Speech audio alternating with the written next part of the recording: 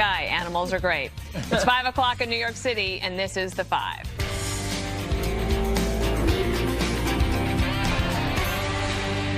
President Trump not backing down in the battle over how to deal with the caravan. The president saying he'll stop migrants from entering the United States. We are sending a simple message to the lawless caravans and to the illegal trespassers marching toward our border. It's very simple. Turn back now. Go back home. We will not let you in. We are not going to let you in. President Trump also accusing migrants in the caravan of using children as human shields after Border Patrol agents fired tear gas on Sunday. Why is a parent running up into an area where they know the tear gas is forming and it's going to be formed, and they're running up with a child? And in some cases, you know, they're not the parents. These are people, they call them grabbers. They grab a child because they think they're going to have a certain status by having a child. And counselor to the president, Kellyanne Conway, blasting media coverage of the attempted border breach. The media, mainstream media, only wants you to see the children, the families. They're not telling you that most of the caravan are males traveling by themselves, that, of course, projectiles and rocks were thrown at our brave men and women at the border, and they use non-lethal force in response because they have a right to defend themselves and to make sure that others who are there are not harmed.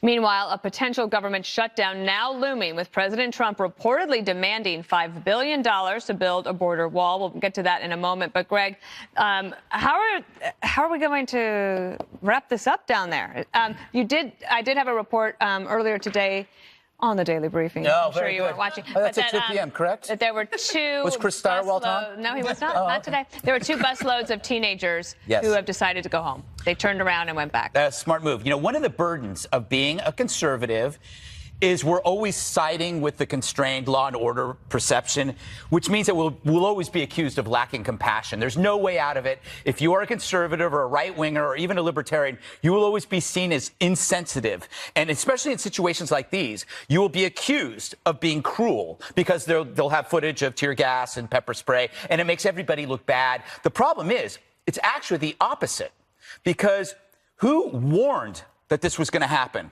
Us. And when we talked about this, we were accused of being exploitative or exploitive. I think both will work. So, or that this was just a right-wing figment that we were talking about.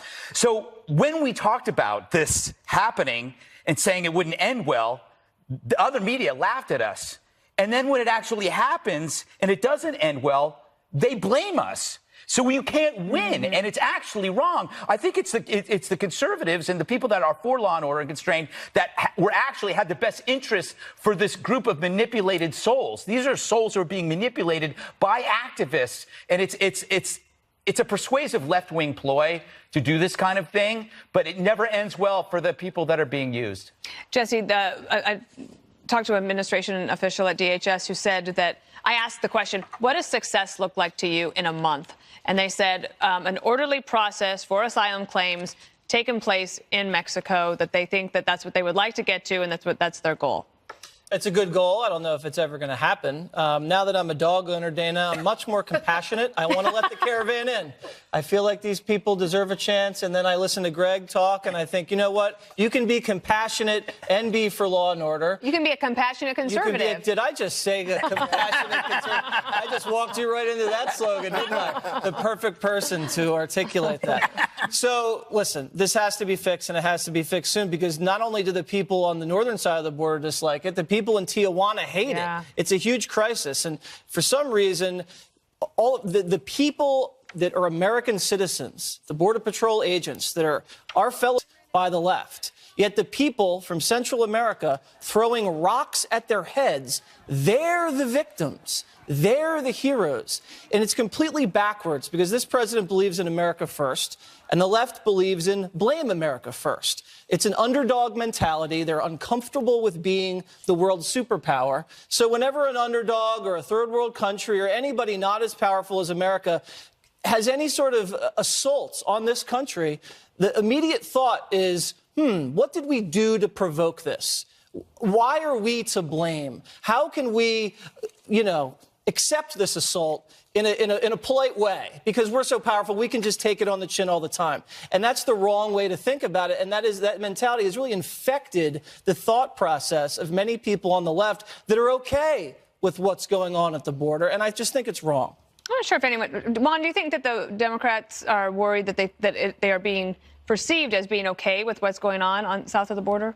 I think that what they worry about is how President Trump is trying to structure this as an invasion, as somehow these are people who constitute a threat to American security in some cases, or they're criminals or gang members, as opposed to the reality, which is that they're a desperate bunch of people who are coming and seeking asylum. What we've done is, at the moment, we've funneled them all in to one place, and then we tell them to wait on the other side. And, of course, there are long delays in terms of the processes that we were talking about. And so then people get frustrated, as human beings do, especially when they've been through a long journey, apparently about a quarter to more of them with children. And so the children are out of control. Everybody's frustrated and anxious. And then you get situations like this. I think who created this was Donald Trump. He didn't start the caravan. No, I didn't say that. People shouldn't riot because they're waiting. All immigrants wait. No. You don't wait like this. Oh, yes, you do. Let me just say that previously you had people waiting. So what we've had with Trump, I mean, just stop and think about it. You had separation of families at the border. Obama did that. No, he didn't do it like this. And secondly, you have things like, go after, close the borders he's now talking about. This is, again, it's absurd. But how did Trump start the caravan one? He didn't start. I didn't say he started. I said he started this by forcing. He said, right now, the only way that he wants people, a federal judge has said he's wrong, but he said the only place that you can apply is through existing ports of entry. You can't just come across the border, which has been the practice in the past for people who are seeking asylum. So then you put people in jeopardy, you create anxiety, and then you say, you're bad people. This is outrageous. Let me get Morgan in here, because the sheer number of people that are coming over, I think that is what has definitely changed. And DHS has said that they were watching this. They're like, this is the biggest caravan. There's another one behind this one and another one yet behind this one. And so something else needs to happen. It can't just be status quo. Actually, I think the last time I was on the show, Dana, you brought up a great point, and I've been talking about this too. It's in our Great Point Journal. Yeah, I have a Great Point Journal. But we're not looking holistically about where the root of all of this is coming from in Central America. When we're looking at all of these countries that are failed states, we need to look at a regional approach to this. And also, when you look at the border, it's not just about immigration or migrants coming in. 90% of the heroin, the majority of the fentanyl that's getting in through this country gets in through the southern border. So politically, all we're seeing is, because the media has decided it's politically correct to be on the side of the immigrants. So we're seeing images of children and babies, which is terrible. I could also take you to every region of the world. I could take you to Syria. I could take you to Afghanistan. I could take you to the Middle East. I could take you to Africa and show you pictures of women and babies that would break our heart. But the whole world can't come here. So we have to figure out, who do we help, why, and we can't discount the national security aspect of this, of an insecure border with drugs and many illicit things coming across. So it's a much bigger problem, but everyone is just taking political pot shots at each other right now. I want to just double down on Greg's point, because Juan said something that Trump is responsible for what we're seeing right here.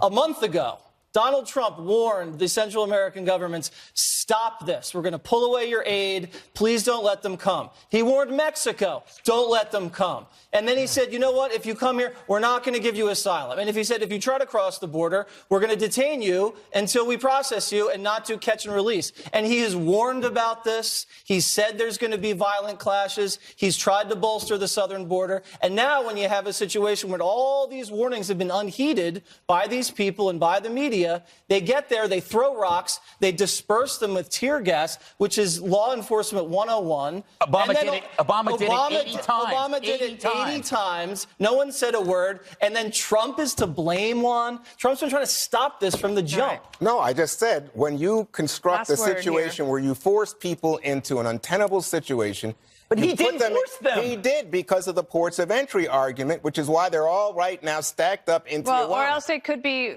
just crossing illegally over the border, and then you got the coyote problem, then dying in the desert. And you have more caravans And coming. that would also be Trump's fault, apparently. Yeah, they chose this border. We got to move on. President Trump is blasting Robert Mueller amid some major new developments in the Russia probe. But more on that when we return. Trump unloading on who he's calling conflicted prosecutor Robert Mueller, claiming the special counsel is doing tremendous damage to our criminal justice system. This comes on the heels of new developments in the Russia investigation. First, Paul Manafort's legal team pushing back against the special counsel, saying that he torpedoed his plea deal by repeatedly lying to investigators. Also, Manafort and WikiLeaks are hammering The Guardian over a report the former Trump campaign chair met with Julian Assange. Manafort slamming the story as totally false.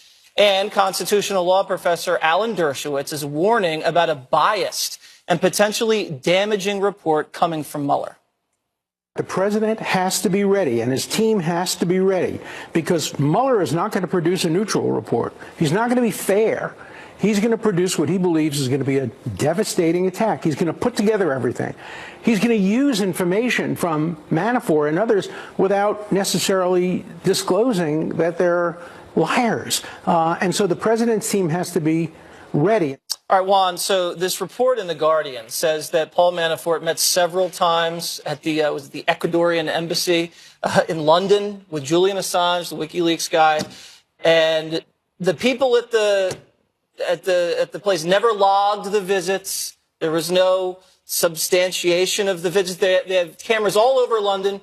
None of the video footage shows him going in. They're saying it's totally false, this report. What do you think? How do we know? So as you point out, there's reasons to be skeptical. On the other hand, The Guardian says that they have seen, evidence of Manafort flying from Ukraine into, I think it's through Frankfurt to London. So I don't know.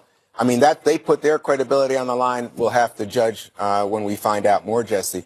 But what is clear here is that if it was true, does it still make a difference? Because it's early in the process. I think the last time they have him visiting is March of 16, which is before we know exactly about the relationship of the hacking of the Democratic emails, and the like. So if you have that, then do we really know that there was anything more than just chit-chat? Was it directly related to having Assange release the hacked emails in a way that undermined the Clinton campaign by playing into the whole Russian propaganda thing that said, oh, Hillary's a thief. That's the real news of the day, as opposed to anything to do with Donald Trump. All right, well, they're calling it fake news, and we have no idea. Lying to Mueller, that is the charge Manafort's facing. They're going to revoke his plea deal. Some people say, Dana, that, he cut the plea deal, and then he's not telling the special counsel what the special counsel wants to hear, and that's the basis of this. Well, we'll have to find out, because Mueller is moving for the sentencing to happen immediately and pulling the plea deal. So when you do that, you have to write a sentencing memo that explains why you're lying. I don't think that they would go to these lengths and say, we're pulling it because he's lying to us and we're not going to be able to show you why. You have to show why. Right. So when he does that, you can judge whether or not it's just fake or if it was real. I mean, if you lie to the FBI, there are consequences for it. I don't see this ever ending, Greg. This is now approaching 2 years. It doesn't show any signs of winding down, does it? It's like The Simpsons. Just have a new season. It's like 30 years going. Manafort, I love the Manafort. I agree with you, Juan. The Manafort meeting is just, to me, hilarious that he met Assange in 2013 because he really thought there was a possibility of a Trump presidency. He might have been the only person on the planet who believed there would be a Trump presidency in 2013 that would then, a president who wouldn't extradite him. That makes absolutely no sense. Yeah. Either that or Assange truly is a genius. I think that no matter what comes out of this whole thing, it'll be delicious chum for the mainstream media, but I don't think any of it will have legal consequences for Trump.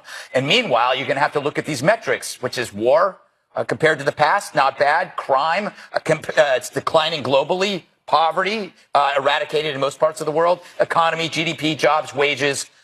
Enough said. So you can have your scandal, but the world's going great. So if Dershowitz is right, Morgan, and the report comes out, and there's nothing kind of criminal in it, but it's, as he calls it, politically devastating, I'm sure there's going to be people on one side that's going to say, see, no collusion, and then on the other side, they're going to see, Trump's a villain, and they're just going to go to their separate corners? I think that's true. There's always a lot of moving parts to this story. And as it relates to Manafort, essentially what Mueller is saying is that he is no longer useful to the government. He's no longer a cooperating witness. That's he's saying that he lied, which is different. Right. They're saying he lied, but he's also not able to prove whatever narrative that they're trying to put out there. But who still is cooperating? We know Flynn is still cooperating. We know Cohen is still cooperating. We know that because they haven't been sentenced But Flynn's yet. sentencing is next Tuesday, December 4th. That's why I do think this is starting to wrap up. And these developments started after President Trump turned in his answers. So that's why I think that you could see that they're like, okay, let's wind it on down then. Well, and if you move to combine sentence Mueller. If you combine that Manafort. with the Russians who have already been indicted for hacking and for the social media campaign, I think you can actually start to see what Mueller is trying to connect here is,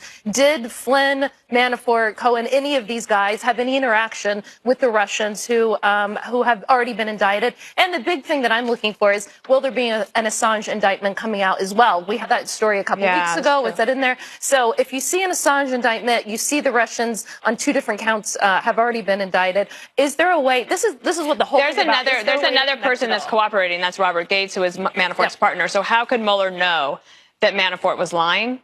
Well, he's still talking to Gates. That's the possibility, and that's how you show the connection in the sentence. Right. Gates is a known liar too. I mean, he will say anything in order to save his tail. And he was proven a liar when he was under cross-examination. And also, Trump has submitted some answers now. So that I just said. I don't understand how that works. But the question is, was Trump's lawyers, were they in touch with what was being said? Or maybe Trump's answers get you to the part where you can start to wrap this up and conclude it. Sentence Flynn, get Manafort done, and get it over. Wrap up this segment. So what we see is, in fact, you have President Trump today going after on to the monologue. But he's going after Mueller in such a way that would suggest that we are about to wrap it up, and it's not going to be good news for him when he starts to say, oh, these people should be going after Hillary Clinton. Oh, my gosh. Talk about distraction. Big time. Gaslighting. Okay, Juan. You heard Gaslighting. Is Twitter unfairly silencing conservatives while radical lefties get a free pass? Next on The Five.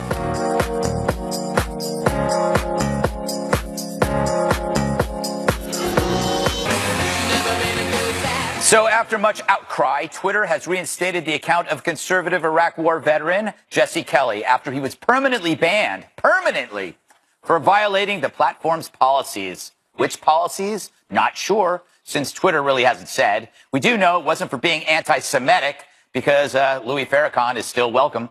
But look, Twitter's a company. It can toss anyone it wants. If I own a bar and you're being a jerk in that bar, you're gone. The question here, though, is who stays and who goes. If this guy was kicked off for being a jerk, then let's kick off all the jerks, right? But then there goes Twitter.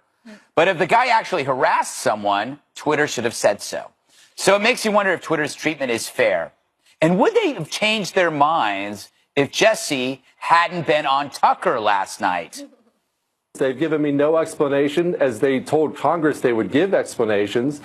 All they sent was an email that said you are permanently banned and you can't appeal it for repeated rules violations. Only I don't violate their rules. I don't cuss at people on there. I don't harass people on there. I don't do any of those ugly things that some people do. So Twitter's going to become what they are. All of a sudden, my account vanished like a Hillary Clinton email. Tucker did not blink once during that. Now, I don't know what Mr. Kelly said to get him in hot water, but the trend is larger than any one dude. It's part of a larger think culture where groupthink monitors and activists, mainstream media websites, and social justice mobsters target dissenters. And this attack typically goes in one direction, left to right. The right rarely tattles, so Twitter thinks they don't matter. So make a bad joke, use the wrong pronoun, God help you. You'll get doxxed, annoyed at home, fired from Google, kicked off Twitter. What's the solution? Well, to paraphrase writer Walter Kern, as Twitter seems to limit expression, it's starting to feel like tacit approval to stay. So maybe it's time to move on and start some freedom of our own. So I do think that I'm ambivalent about this, Dana, because when I say, like, I get off Twitter, it's because we all have the Five. So we have a place that we can express our opinions. And so I say, I hate Twitter, get off Twitter. But, like, if someone like Jesse Kelly is kicked off Twitter, he doesn't have a place to go and shout like I do or you do. Because you shout a lot. And you make a good point about Twitter it's a private company, so it can make these decisions. But Tucker brought up last night that increasingly these private companies are acting like media companies. Right. And media companies are actually regulated differently, and there's a lot of heat on all of Silicon Valley. Yeah. But the regulatory push is coming from the right and the left, but for different reasons. And I don't think it'll actually end up getting to any solution. Yeah. But at this point, I think you're right. Like, there's no other place to go for people to. Yeah. I guess there is. I mean, if you go to Facebook. Yeah. Then you got those problems. Every place has a problem.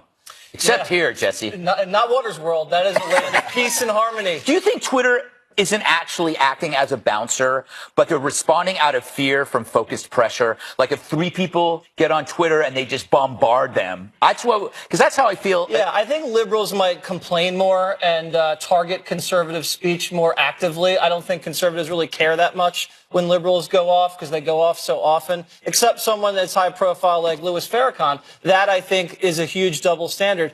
Jack Dorsey, the CEO, admitted there's a huge institutional problem at Twitter. He says conservative employees, quote, don't feel safe to express their opinions at the company. And it's a big problem. And I think over 90% of donations in the 2016 presidential cycle from Twitter and other social media companies went to Hillary Clinton. And remember when Twitter actually deactivated Donald Trump's account. Some guy, some random dude in like, you know, the back of the company deactivated the president of the United States account. Look at these other people, conservatives, who've been deactivated or, you know, suspended. James Woods, Laura Loomer, Alex Jones, Candace Owens, Roger Stone, Anthony Cumia. I'm not defending anything these guys did to say, you know, or said to get, you know, booted, but I can't find one prominent liberal that Twitter's shelled. There's a feminist that just got thrown off for saying She's that from there Canada? was that 2 genders. And I would hasten to say that Alex Jones is conservative. He's a conspiratorialist. Okay, So whatever you want to call him. All the lists that Jesse just read off, all those, Alex Jones and the like, a lot of those people are conspiracy theorists. And what we are. Not James Woods. Okay, and what we're experiencing in this country is a tremendous spike in hate crimes and the kind of... And fake hate crimes. Well, but I'm saying most of it's coming from the right. Not exactly. No, the fake hate crimes are coming from the left. I think most of it comes from the right. And I think as a country, but also as a company for Twitter, to Dana's point, you have to figure out how to manage this. Because there's one level at which you say, you know what, this is an open platform. Everybody has a right to say anything they want to say.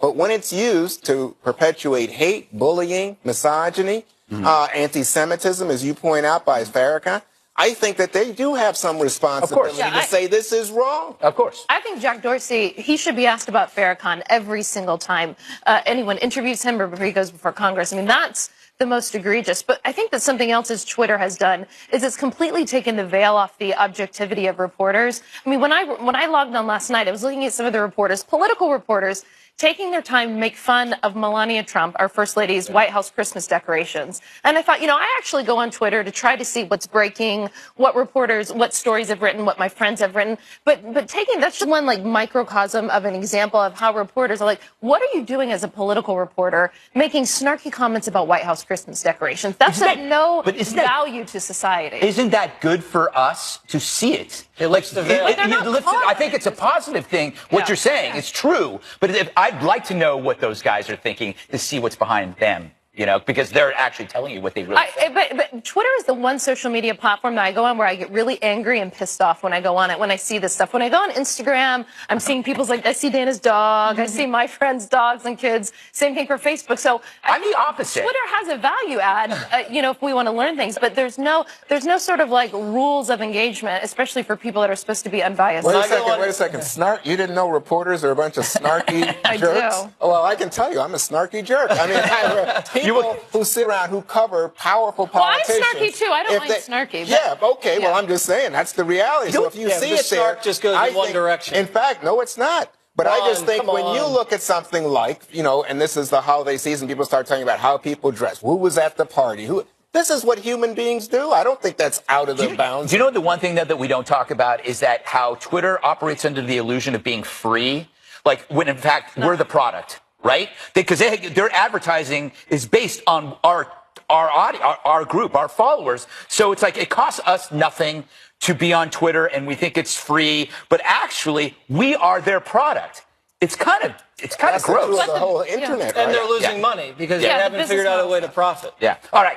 Global outrage follows a scientist's new claims about designer babies. The controversy next. Welcome back. Major new ethical questions being raised in the debate over so-called designer babies. A Chinese scientist now claiming to have made the world's first genetically edited human. The researcher saying he altered the DNA of twin girls born a few weeks ago to make them resistant to HIV and AIDS. While many in the scientific community are doubting the development, others have been saying China's been doing this successfully for years. What do you think, Morgan? Well, I think so. There's a big debate of like, is it a designer baby when you're choosing the eye color or the hair color or something like that? Because you can already, well, you can choose the gender if you're getting IVF in terms of which embryo you want to use. I think this is actually interesting. I'm not totally sure where I stand on making babies resistant to HIV or any sort of terrible disease. I do think with the Chinese, you have that awful aspect of them prioritizing male babies over female babies for so long, and the abortions and things that happen that I thought was terrible. So I don't actually know where I stand on it ethically, because part of me makes me think, I don't have children yet, but if I have them and you could make my son or daughter resistant to cancer or HIV, why wouldn't I want that? Well, in fact, in the polls, Jesse, what you see is like 80% of people say this is going too far. I mean, I think they may be thinking in Morgan's terms about eye color, IQ, all that kind of stuff. Which is a little creepy. Right. But then when you ask the question if it's in fact helping a child that has an existing disease, people are much more open to it. It's the idea that you are going forward and saying, well, this will make you resistant to something that may happen. What do you think? Yeah, I agree with the public sentiment on that.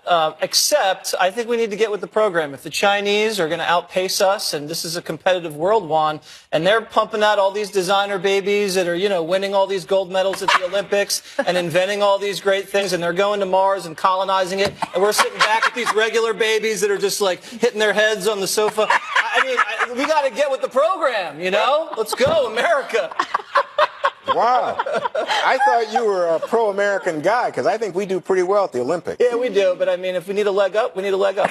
Oh, a leg up. All right. I'll keep that puppy in mind. But, Dana, you know, what the supporters are saying is, hey, way back in the 1970s when we came up with in vitro fertilization, everybody, oh, my God, what's going on here? Yeah, so I went to a lecture like 3 years ago about this very issue, and the debate really centered for about 45 minutes about people raising their hands saying they think this is terrible. These were all Americans, by the way. Terrible. This is concerning. This is ethically a problem. What's going to happen to the gene pool? What about people that have disabilities? What will happen to them? And all of the angst. And at the very end, the scientist from Google stood up and he said, yeah, well, that's all very interesting, but the Chinese have been doing this for years. Like this debate is over. It's already moved on. So the scientific development has happened already. I don't know if this has actually happened. There are doubts about this particular scientist, but there is a race to get there. Wow. So, and Greg, we don't know what happened to the twins. I know. This is why we have to look at this with some cautious skepticism, a phrase I coined. But I'm with Jesse. Edit the hell out of these babies, because if I had the technology and we were expecting, I would want the baby born without the crying and pooping all over the place gene. A gene that said, okay, imagine your wife gives birth to a baby that pops out, right? Adorable as hell, that says, oh, hello, Mom. Thank you for having me. I'm just going to pop to the loo. So he has a British accent. He's adorable. He can use the bathroom. It's called a nanny.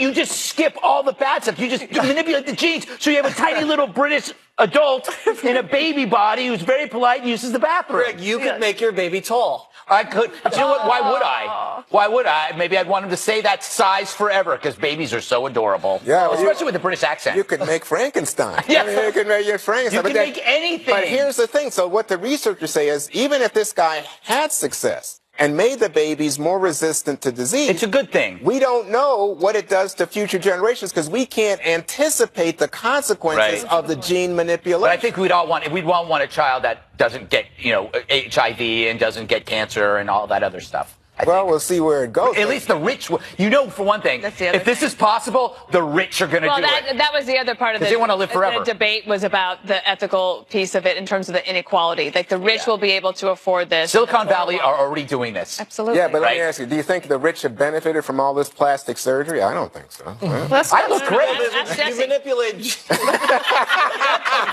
You manipulate genes so you don't have to get plastic surgery. Well, I don't know, but I'm saying, it's like we talk about the economic inequality of who gets to use the DNA manipulation, but who gets to use plastic surgery. It's the rich. I'd rather aspire to be rich enough to have a designer baby. Oh. But did you see the movie Idiocracy? It's Yes. like totally against I think your it's premise playing that all around America all at the the idiots moment. have it. Oh, unnecessary, Yeah. Juan. No, what were you saying, Morgan? No, I was just saying the movie Idiocracy. It's a comedy. It's all about how, like, you know, the idiots outnumber the smart people. Because women like me, I know, Mom, wait till we're too old to have children. Oh, no. Never too late. Sorry, Mom. All That's right. a Thanksgiving discussion. My angst for Thanksgiving is coming out.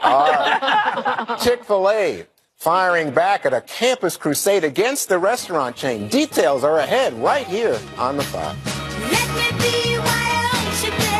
Okay, Chick-fil-A hitting back against Rider University after administrators remove the fast food chain as possible campus dining option because they're communist, despite the students' wishes. The school is claiming that the restaurant isn't welcome because of its Christian values and attitudes towards the LGBTQ community. Great, can't speak today. It's LGBTQ. I'm sorry. Thank you. The Chick-fil-A denies this in a statement, quote, "Our restaurants and licensed locations on college campuses welcome everyone. We have no policy of discrimination against any group, and we do not have a political or social agenda." Juan, I'm very passionate about this because I love Chick-fil-A, and I think public funding should be taken away from any university who doesn't support Chick-fil-A. What do you think? I'll have an order of the grill strips. I think they're delicious. You know what? Only a Democrat would order grilled chicken. Why? Because as a It's gotta Southerner, be you want. fried. Yeah, well, that's possible. God-fearing Americans But let me order just say, fried I think chicken if you at want Chick-fil-A. great fried chicken, you would not be going to Chick-fil-A. Where do I you mean, go? you would go. I mean, you could go down south to like Gus's or in New Orleans. What is that? Annie Mae You like Scott's Popeyes? house. What? You like Popeyes? Love Popeyes. Popeyes is pretty good. I think Dirty so. rice. So anyway, that's where you go if you want fried chicken. But this conversation is an interesting one because it seems to me that Dan Cathy, who's the head of Chick-fil-A, he wants it both ways. He says that he is a devout Christian and he has a biblical interpretation when it comes to LGBTQ. Did I get Jesse? I know, I screwed Okay. up. So he says he has, and in fact, they close on Sundays. They've closed on Sundays because of It's his the most faith. annoying thing ever. I always want Chick-fil-A on Sunday, Okay. Dana, whenever it's closed. So how can he? So if somebody says, "Hey, Mr. Cathy," and this is what Boston has said, the city of Boston said they weren't even going to allow him in at one point. The city of Pittsburgh said we don't want you to sponsor our kids' stuff because they say what you're saying about gay people is going to hurt gay people and hurt their families, offensive to people. And as the government, we choose not to. But Dana, embrace it. I don't see the CEO coming out and I mean this controversy that he donated to traditional marriage causes with like 2013. What I see is a very well-run company where people are incredibly happy to work there. When I go to Chick-fil-A, all races, all great genders, service. They have I'm an sure amazing there's plenty training of gay program. people who work at Chick-fil-A. Well, and you don't see like students at Hillsdale College are not like basically saying, "Oh, we don't want any of these other companies to come because they donated to Nancy Pelosi." I mean, that just it doesn't happen the other way. And David Brooks this morning in his column in the New York Times was talking about this difference between the new progressives, the younger progressives are quite militant, and it's frustrating, I imagine. We see it here with Juan sometimes, pulling your hair out because you want to see, you believe in the First Amendment, people's free rights, civility, all these things, but these younger people, they don't think that way. That's a great column in the Times, by the way. Thank you. Really enjoyed But Jesse, I mean, I think the first argument that I hear is that whenever you start talking about Chick-fil-A, people bring it back to the cake, people who bake the cakes and say, "Oh, if you don't want to, bake a cake for a gay couple and how that's wrong," and they sort of always, I feel like, conflate these two issues whenever you just have plenty of private CEOs who have their own opinions about political issues.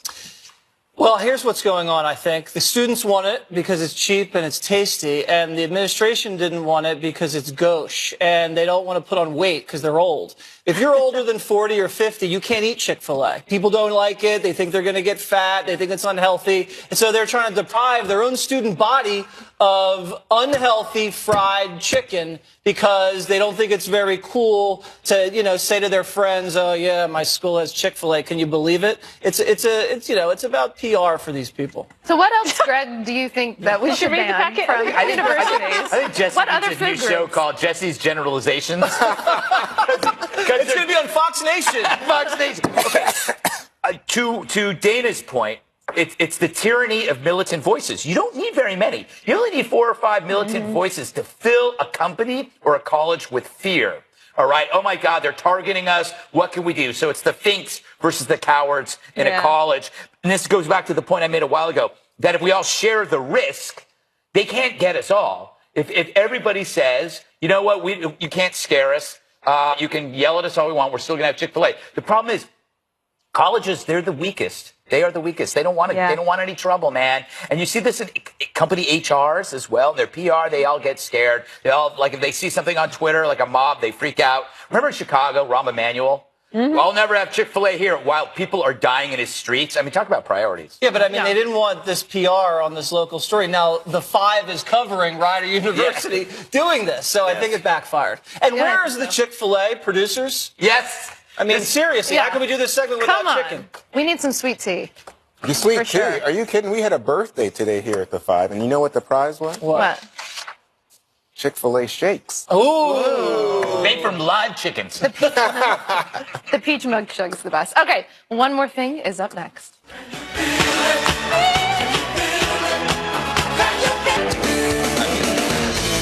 It's time now for one more thing. Jesse. Okay, Chris Gursky vacationing in Switzerland. Never been there. He tried to give hang gliding a try, but Juan, it almost left him hanging on for his life. They see the pilot forgot to attach this guy, so he's there like unattached, hanging down, hanging on for dear life. Oh my gosh. He actually describes how he stayed calm during the flight. Listen to this. Pretty much stayed, tried to stay calm and focused and, just decided that it wasn't my time. I'm going to hold on as long as I possibly could. That's a very smart idea. So it took about 2 minutes. He glided it down, and he tore his bicep and hurt his wrist. And he says he's going to still go hang gliding again. And the president of the Swiss Hang Gliding Association describes the incident as horrifying. Who knew there was a Swiss Hang Gliding Association? They're great fun. They are. Also, I'm on Hannity, which also is kind of like hang gliding without a strap. There I am. Yes. Tonight, Waters. Hanging with Hannity. Hanging with Hannity. Generalizing all the way. Okay, today is Giving Tuesday. You might have heard about that. This is tis the season, and Tuesday is the day where you can focus and do some good for other people before the end of the year. Of course, also you get in there before the tax man cometh. I chose 3 this year. Mercy Ships, of course, I like them. I promise you, these people, they do all these great surgeries in West Africa. They never waste a dollar. I also love Companions for Heroes.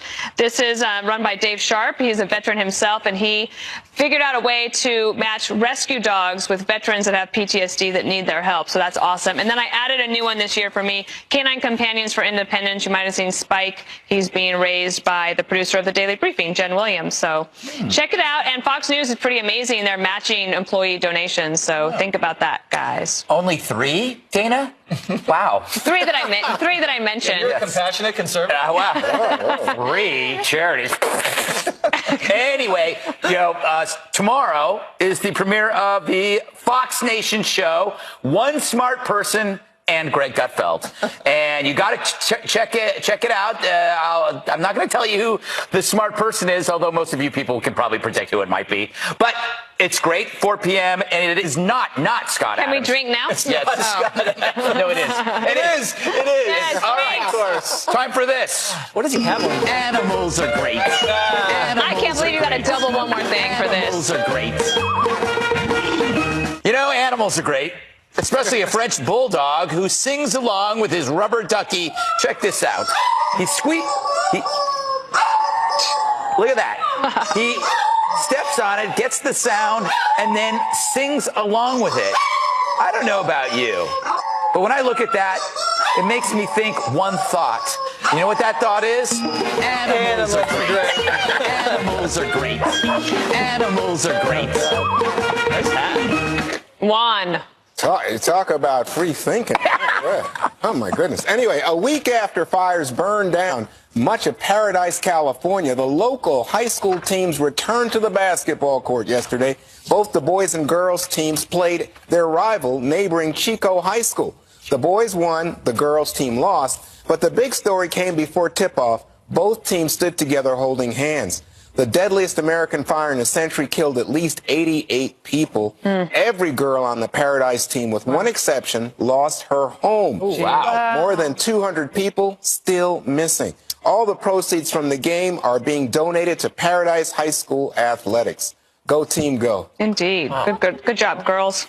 Morgan, wrap us up. Okay, so this Thanksgiving weekend, we were able to also celebrate my grandmother's 80th birthday. So my grandmother, beautiful. thank you. I hired a hair and makeup artist that came and we took family pictures. I think that she looks absolutely amazing for 80. She's watching right now. She's going to be embarrassed that I am revealing She's gorgeous. her age. I saw this on Instagram. That's the makeup artist right there. That's me and my granny. And so we're celebrating her birthday still this week. Mary White. I just want to say, Granny, this is our whole family. I love you more than anything in the world. Nice. Happy 80th birthday. I'm tearing up now, but you mean everything. Grandmothers are so special. She looks like one of those designer babies. All right.